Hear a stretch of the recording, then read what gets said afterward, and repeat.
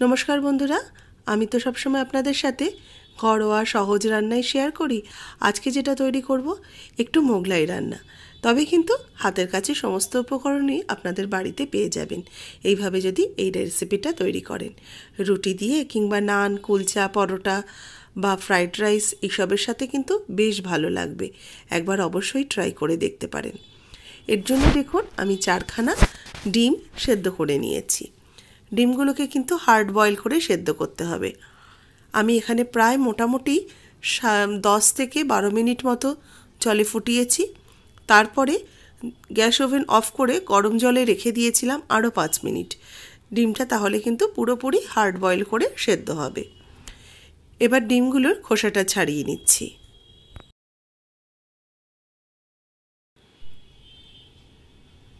আমি এখানে পোলট্রির ডিম দিয়ে করছি, আপনারা কিন্তু এটা হাঁসের ডিম দিয়েও তৈরি করতে পারেন। হাঁসের ডিম দিয়েও খেতে বেশ ভালো লাগবে, কারণ হাঁসের ডিমের টেস্ট একটু বেটার হয় পোলট্রির ডিমের থেকে। অবশ্য আবার অনেকেই খেতে পারেন না, একটু বেশি গন্ধ লাগে বলে, তবে যে কোনো ডিম দিয়েই কিন্তু করা যায়।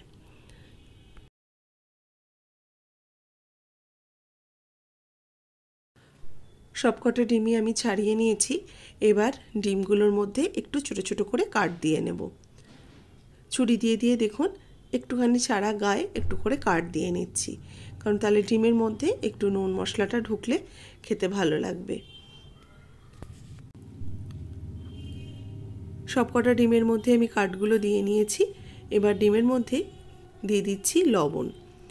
আমি 2 পিঞ্চের মতো লবণ দিলাম। এর সাথে দিচ্ছি 1/4 টিস্পুন গোলমরিচের গুঁড়ো, আর দেব একটু পাতিলেবুর রস। একটু ভালো করে গোলমরিচ লবণ আর পাতিলেবুর রস দিয়ে ডিমটাকে মাখিয়ে নেব। এইভাবে দেখুন মাখিয়ে রেখে দিলে কিন্তু ডিমটা একটা নিজস্ব তো কোনো স্বাদ নেই, সেই জন্য ডিমটাতে একটু বেশ টেস্ট আসবে। সেই জন্য এইভাবে একটু মাখিয়ে মিনিট 5 রেখে দিলাম। এদিকে নিয়েছি বোনলেস চিকেন, একদম হাড় ছাড়া কিছুটা সলিড মাংসের টুকরো। এবার এর মধ্যে দিয়ে দিচ্ছি 4-5 কোয়া রসুন, 1/2 ইঞ্চি পরিমাণ আদার টুকরো, 2টো কাঁচা লঙ্কা আর 1 মুঠো ধনেপাতা কোচানো। একসাথে এগুলোকে আমি পেস্ট করে নেব। দেখুন আমি সমস্ত কিছুকে একসাথে পেস্ট করে নিয়েছি। এবার এই পেস্ট করা মাংসের মধ্যে দিয়ে দিচ্ছি কোচানো পেঁয়াজ, দিয়ে দেব আরও একটু গোলমরিচের গুঁড়ো, স্বাদ মতো লবণ, 1/2 চা চামচ লবণ দিলাম, 1/2 চা চামচ গোলমরিচের গুঁড়ো, 1/2 চা চামচ শুকনো লঙ্কার গুঁড়ো, দিচ্ছি একটু গরম মশলার গুঁড়ো 1/2 চা চামচ, আর তার সাথে দিচ্ছি একটু লেবুর রস। এবার ভালো করে এই চিকেনটাকে সমস্ত কিছুর সাথে মেখে নেব। চিকেনটাকে কিন্তু খুব ভালো করে মিহি করে পেস্ট করতে হবে, একদম পুরো মাখনের মতো যেন পেস্টটা হয়। এর মধ্যে আপনারা সামান্য একটু বাটার অ্যাড করতে পারেন, তাহলেও ভালো লাগবে। আর যদি না হয় আমার মতন এইভাবেও করতে পারেন। দেখুন খুব ভালো করে চিকেনটাকে ম্যারিনেট করে ভালো করে চটকে চটকে মেখে রেখে দিলাম। আমি হাতের মধ্যে 2 হাতের মধ্যেই একটু সাদা তেল লাগিয়ে নিয়েছি। তারপরে আমি এই চিকেন থেকে একটু করে নিয়ে নিচ্ছি, আর একটু বড় মাপের চিকেনের লেচিটাকে নিয়ে নিতে হবে। এবার এর মধ্যে দেখুন গোল করে ফ্ল্যাট করে নিয়ে হাতের মধ্যে তারপরে একটা ডিম দিয়ে দিলাম। এবার ডিমটাকে একদম কভার করে দেবো এই চিকেনের লেয়ারটা দিয়ে। চিকেনের পেস্টটাকে ভালো করে ডিমের গায়ে আমি কভার করে নিচ্ছি। দেখুন ঠিক এইভাবে কভার করে নিয়েছি, ডিমটা যেন একদমই দেখা না যায়। আবারও আমি কিছুটা চিকেন নিয়ে নিলাম। চিকেনের পেস্টটাকে হাতের মধ্যে নিয়ে একদম একটু চ্যাপটা চ্যাপটা করে নেব। একইভাবে হাতের মধ্যে চিকেনটাকে একটু ফ্ল্যাট করে নিয়ে ডিমটা মধ্যিখানে দিয়ে চারিদিক থেকে দেখুন যেভাবে আমি দেখাচ্ছি, চারিদিক থেকে চিকেনটাকে আস্তে আস্তে উঠিয়ে এইভাবে গোল করে নিতে হবে। ভেতরে ডিমটা থাকবে আর ওপর থেকে চিকেনের এই পেস্টটা থাকবে।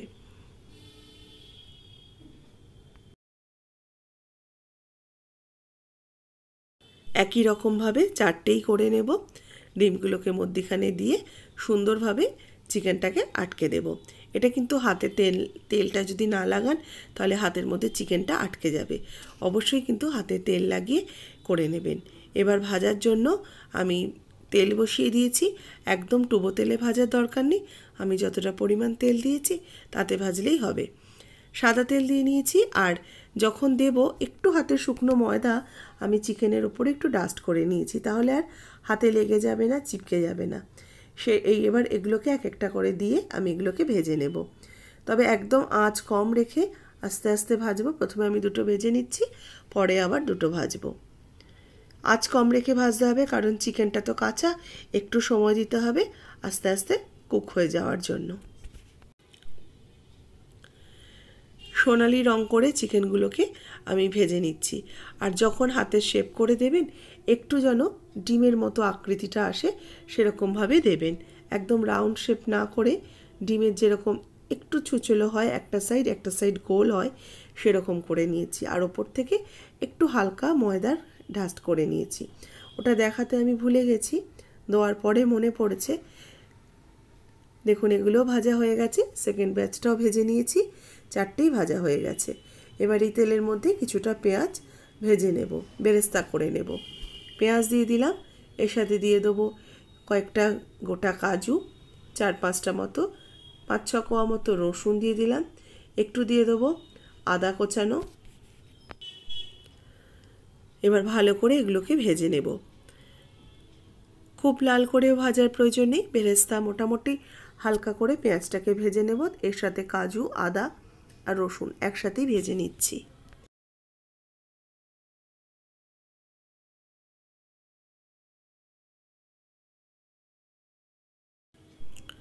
ভাজাটা হয়ে গেছে, এবার এগুলোকে তেলটাকে ঝরিয়ে উঠিয়ে নেব একটা প্লেটের মধ্যে। একটু ঠান্ডা হয়ে গেলে এটাকে আমি মিক্সিং জারের মধ্যে দিয়ে দিচ্ছি সামান্য একটু জল দিয়ে। এবার এগুলোকে পেস্ট করে নেব। এদিকে আমার অনেকটা তেল ছিল, তেলটা কিছুটা কমিয়ে রেখে এর মধ্যে একটু গোটা গরম মশলা, 2টো এলাচ, 1 টুকরো দারচিনি, 2টো লবঙ্গ দিয়ে দিলাম। ফোড়নটা হয়ে গেলে দিয়ে দেবো বেটে রাখা মশলার পেস্ট। ভেজে বেটে রাখা যে মশলাটা করলাম সেটার পেস্টটা অ্যাড করে দিলাম। এবার এটাকেও কিছুক্ষণ কষিয়ে নেব।